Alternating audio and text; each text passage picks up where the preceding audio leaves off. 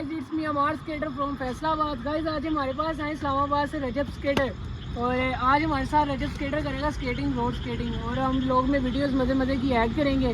हमारे साथ सजाद भाई भी है, अली स्केटर है, और ये भी अली स्केटर हमारे साथ है। हम मज़े मज़े की स्केटिंग करेंगे और वीडियोस बना के ब्लॉग में ऐड करेंगे।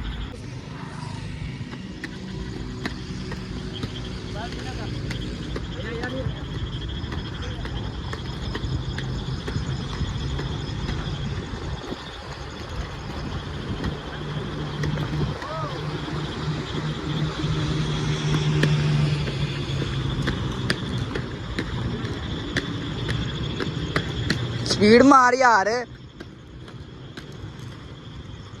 मार चलो यार।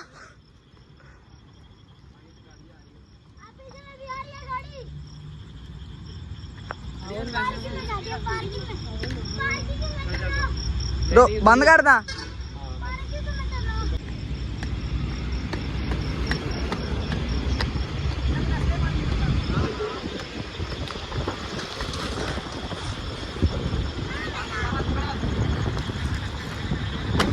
सबर करी, सबर कर।